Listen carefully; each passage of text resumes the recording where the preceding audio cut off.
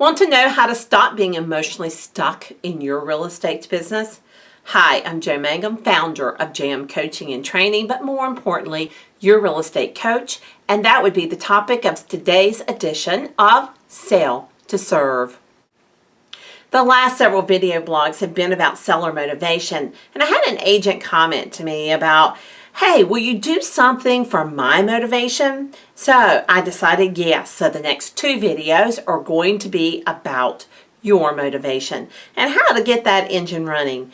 On the first video, we're going to be talking about the foundation of it, the basics of how motivation works. And then on the second video, we're going to be talking about those things that you can do to manage your own motivation. But before we begin, I really think there's something important to say. I did not just wake up one day and read a book on psychology and decide to do a video blog. In fact, I went back to school in 2007 and received a Master's of Science degree in organizational psychology.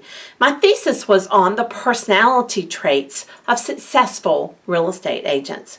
I have participated in several studies about real estate agents and motivation, and I've done a few studies myself. And so everything you're going to be learning here is based in those studies and based in that experience. All right, so let's go talk about motivation. All right, so there's lots of research done on modern day engagement of professionals, and most of that centers around the two types of motivation.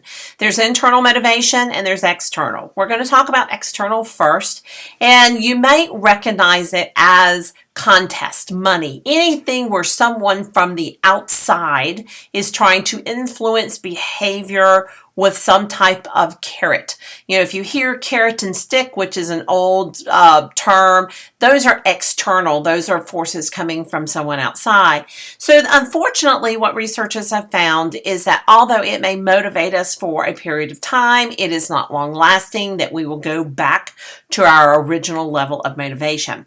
The other problem with it is there are some people that it actually works the opposite on. I have seen people introduce listing contests just to have a group of agents have less listings because they are de-incentivized by the contest. The real information here and what we are talking about centers around internal motivation. The research around internal motivation indicates there are three psychological needs. Those psychological needs, and these drive our behavior, these psychological needs are autonomy, relativity, and competence. So let's talk about each one. The first one, autonomy, is our need to be in control, in charge, nobody telling us what to do. That applies to many real estate agents. Many of us enter the profession for that reason. That's one of the reasons I entered the real estate profession, because somebody was telling me what color pantyhose to wear. And I thought, well, I'll show you. I'll go be a real estate agent. Nobody can tell me what to do. So that is a very common feeling in the real estate business.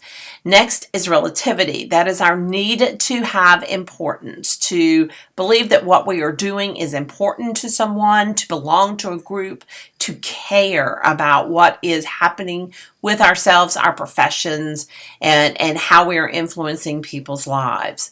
The third type is competency. That is our ability to be effective, to know what we're doing for mastery.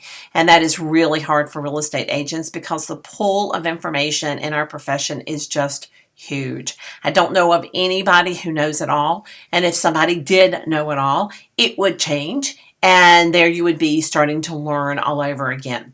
In my coaching practice, I get many people who are in this place that they understand that this is an important job, that we are working with people's wealth and their equity, and they just become very worried that they're going to do something wrong, and as a result, just are not going to make any action at all.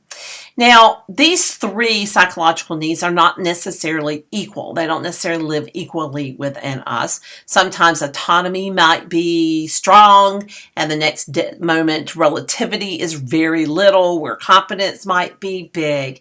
And generally what happens is external situations may change it. External situations may create the need for one of these to be bigger and stronger than the other.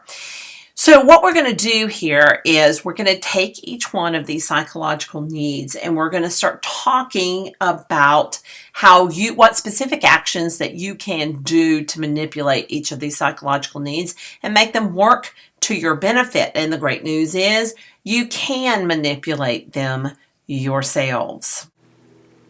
All right, everybody, that's the foundation on how internal motivation works. Our next video, we're going to take on what actions you can do to take each one of those psychological needs and make you at your best. If you like this video, please make sure to like it, comment on it, or share it with your peers. And always remember, it is the learners who are the earners.